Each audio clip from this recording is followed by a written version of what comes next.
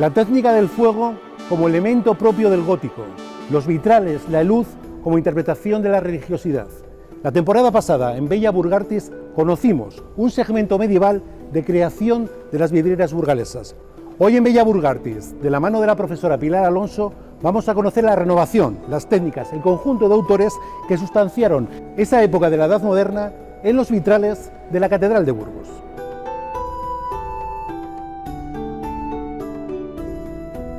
Bueno, pues ya lo escuchaban de mi boca en la presentación. Volvemos sobre algo tan importante como las vidrieras. En esta nueva temporada de Bella Burgartis, como no, nos iba a acompañar, nos tiene que acompañar, también es necesario para nuestra sapiencia, para nuestro contenido, la profesora Pilar Alonso. Pilar, ¿cómo estás? Muy bien, muchísimas gracias por invitarme a participar en este programa. Y en esta nueva serie, Pilar, vamos a comenzar con un primer programa sobre y estudiando la vidriera moderna en esta Catedral de Burgos. Sí, exacto, abren una nueva etapa, porque si el gótico fue el esplendor de la vidriera, ahora en esta época de finales del siglo XV y hasta mediados del siglo XVI va a ser ya el cenit de la vidriera en España y además en esta catedral.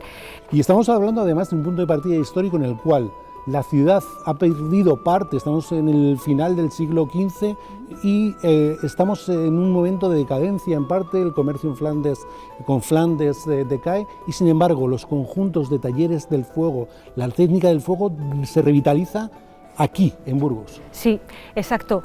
Coinciden varias circunstancias y es que a principios del siglo XVI empezaron a surgir unas técnicas y una renovación en cuanto al concepto de los templos, a su simbología, y especialmente esas fueron ratificadas posteriormente en el Concilio de Trento, cuyas disposiciones pues afectaron en cierto modo también a lo que era el concepto de la vidriera. Especialmente lo que se propugnaba era la vidriera diáfana, es decir, clara, blanca, natural, en un cañón de luz fuerte, potente, en contra de lo que había sido hasta ahora pues la vidriera coloreada.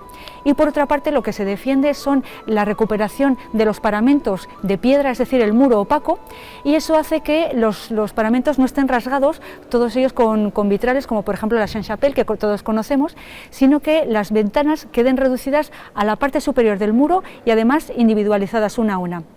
Por eso las consecuencias inmediatas es que en prácticamente la totalidad de Europa se produjera una sustitución o casi en algunas ocasiones la retirada de muchos de los conjuntos vidrieros hasta el momento, de catedrales, monasterios, iglesias, palacios, etc.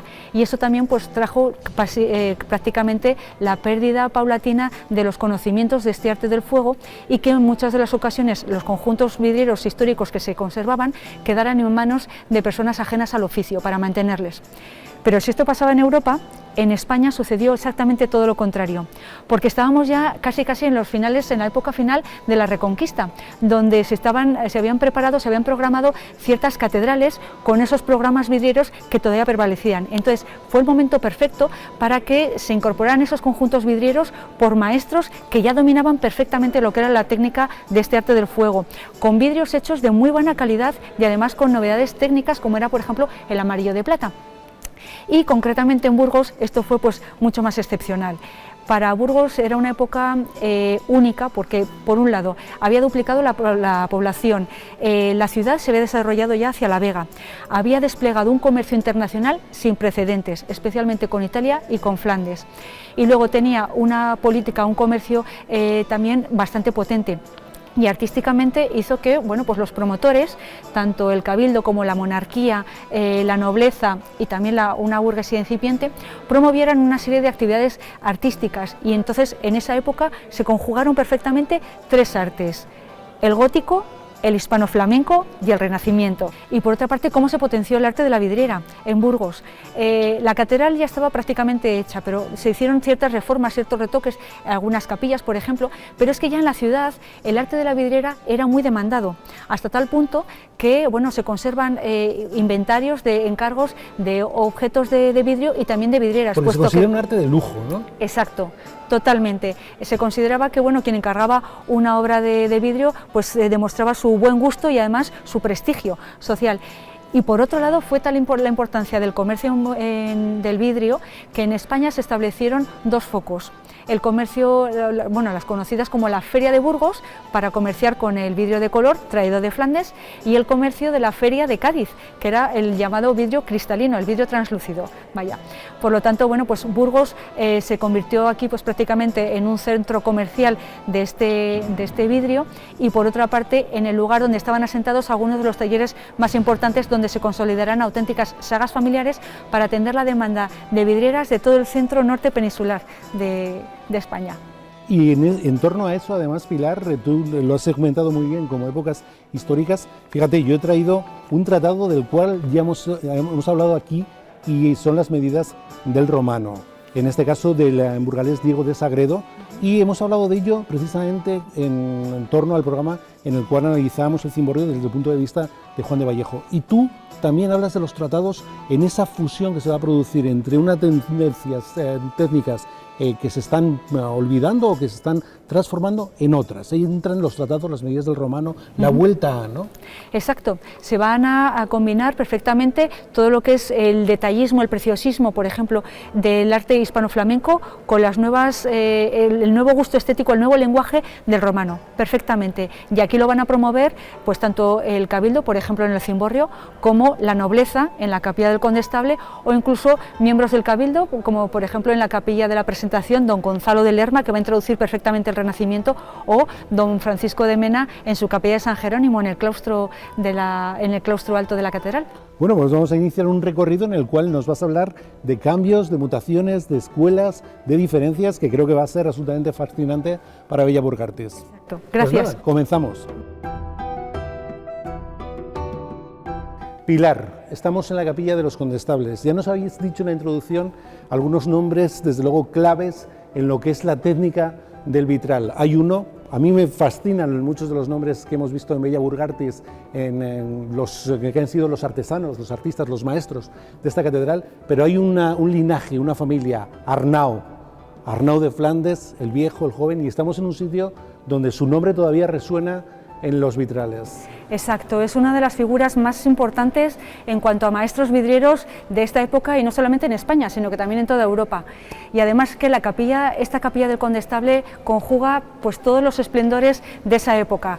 Primero, hay que tener en cuenta que con el matrimonio de las dos familias, de ellos, se unen las dos familias, uno de los dos linajes más importantes de la España de los Reyes Católicos, y que fueron como promotores de las artes unos de los más generosos y más espectaculares en cuanto a las obras que hicieron. La capilla además se construye en un lugar especial, en el eje axial de la catedral, justo detrás del altar mayor y lo que sería el sagrario. De la antigua capilla de San Pedro. Exacto. Algunas casas que se derruyen y se compran para poder hacer la capilla. Exacto. Y luego además todo el plan que se ideó, porque ellos, como digo, eran uno de los grandes promotores y ejemplifican además cómo es la promoción de la nobleza dentro de la catedral. Vamos a ver luego posteriormente el cabildo, cómo hace una obra en el cimborrio, por ejemplo, aquí como la nobleza hace otra de las obras, y para ello encargó a los mejores artistas que había en este momento. Y en vidrieras, Arnau de Flandes. Es precisamente en la época finales de la época de los reyes católicos, y luego ya con la llegada de Carlos V y Felipe II, cuando van a llegar los maestros mejor formados en Europa. Y concretamente aquí Arnau de Flandes estableció su taller, y junto con otras personalidades vidrieras, pues crearon en Burgos que fuera pues uno de los centros de producción vidriera más importantes del centro norte peninsular. Y es más, desde aquí atendieron no solamente la demanda de obra que había en Burgos, sino que también la de otros lugares, como por ejemplo Palencia, León, Astorga, Oviedo, Santiago de Compostela, Ávila, Segovia, Salamanca, y luego ya posteriormente pues hasta Andalucía, que se desplazarían pues los hijos. Y de hecho ya en esta época, a finales del siglo XV y principios del XVI, estas obras se encargan o se terminan de hacer más o menos en torno a 1511, son una de las primeras de la época del Renacimiento. Hay que tener en cuenta que en esta época pues los artistas ya tienen un reconocimiento, una identificación de lo que es su cualificación, y de ahí que muchos de los artistas empiecen a firmar sus obras. Y de hecho, aquí en la catedral, Arnau, a mí me encanta cómo está representado en estos vitrales. Arnau deja su firma, deja su marca en cada uno de ellos. Exacto, con su anagrama, con una A discretamente colocado, pero ya es ese reconocimiento, es ese prestigio de la autoría del propio artista. Y en cuanto al estilo, bueno, de estas obras, o quizá la dimensión más importante que tiene este conjunto vidriero es que se hicieron 14 ventanas, de las cuales sobreviven 7, y que, bueno, para ello se hizo un perfecto estudio tanto del sistema lumínico, es decir, para que hubiera luz durante todo el día. Para eso se articuló pues, la iluminación de los ventanales laterales con la luz cenital de la cubierta.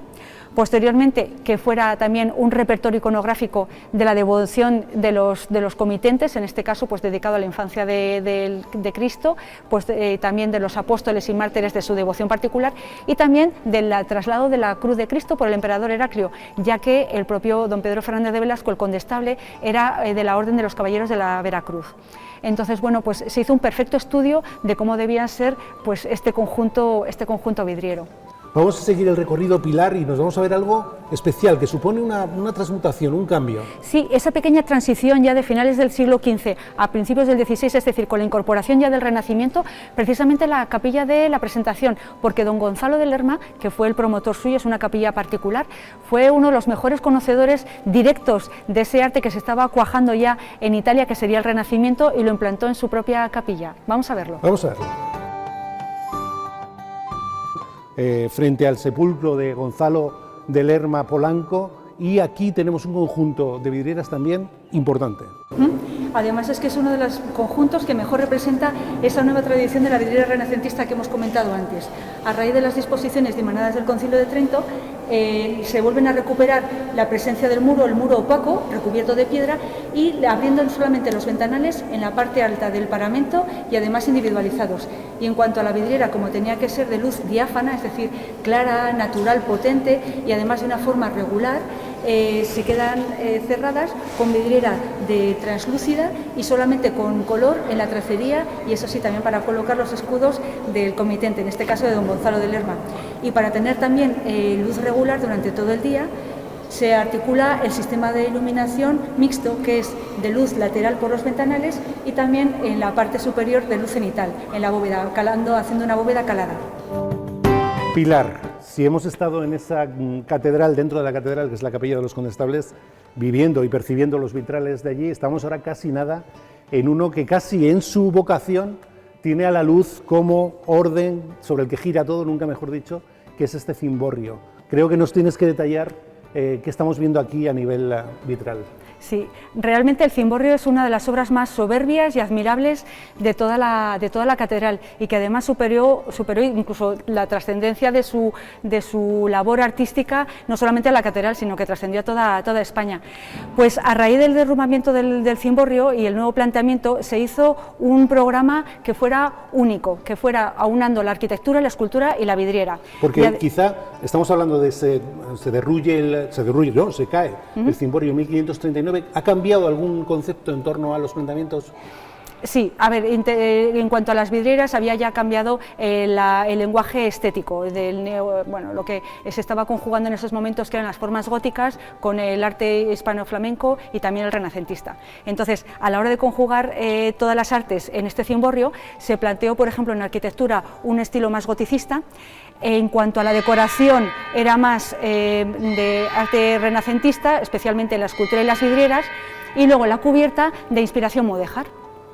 Entonces, como digo, se creó un programa soberbio para este cimborrio. Para ello, el Cabildo, vemos como nuevamente otra vez en la catedral se están conjugando todos los promotores de la sociedad. En este caso fue una iniciativa del Cabildo, y en este caso contrató a uno de los vidrieros que traía pues, bastante ya asentada el dominio técnico y estético de lo que era la vidriera. Era Juan de Arce. Venía, bueno, él era el tercero de 3 generaciones de maestros vidrieros, y todos los encargos que le había hecho el Cabildo había quedado pues muy satisfecho, porque era un hombre que cuidaba mucho la calidad de las obras, tanto del material como poniendo especial cuidado en todos los pormenores. De hecho, a él se le debe también las obras de las vidrieras de los ventanales del transepto sur, por ejemplo. Entonces creó pues, 2 series acordes con cada uno de los cuerpos del cimborrio, de este cuerpo doble. En la serie baja, que es en la que estamos nosotros ahora, se hicieron representaciones heráldicas, tanto de quienes hicieron posible las vidrieras en esos momentos, en el siglo XVI, como quienes las han hecho posibles a raíz de la restauración llevada a cabo en el año 2002 por un taller pues, perfectamente asentado y conocedor de la vidriera histórica, que es Vidrieras Barrio. Entonces, por un proceso de anastilosis, bueno, pues una técnica de reconstrucción y de rehabilitación de vidriera histórica, se pudo recuperar todo lo que era esta obra, y por eso podemos ver, por ejemplo, los escudos heráldicos del emperador Carlos V, de la ciudad de Burgos, de la Junta de Castilla y León, luego del cardenal Álvarez de Toledo, que era un dominico, el segundo hijo del duque de Alba, y de los arzobispos Gilellín y Martínez Acebes. Junto a ellos, unas cartelas de salutaciones angélicas y también de las fechas en las que se hizo la primera obra y luego se hizo también la segunda obra. Y en la serie alta, pues una serie preciosa de decoración de grutescos, ya a la manera pues, renacentista. Y también hay que destacar la gran labor de recuperación de este conjunto vidriero, porque quizá de todos los conjuntos de la catedral este fue uno de los más dañados, no solamente pues, por la voladura del castillo, sino también por todas las condiciones climáticas, por bueno, pues, los daños en el propio material, las corrosiones, etcétera. Casi al mismo nivel que el propio castillo. Exacto, y fue pues, una labor increíble la que hicieron aquí, por ejemplo, Vidrieras Barrio, para restaurar todas las piezas a raíz de unas piezas que se habían encontrado en el año 1998. Hemos visto en la Capilla de los Condestables cómo Arnau firmaba en la cantina de campaña, en los banderines, con esa A que aparecía por varios vitrales. ¿Juan de Arce también lo hacía aquí?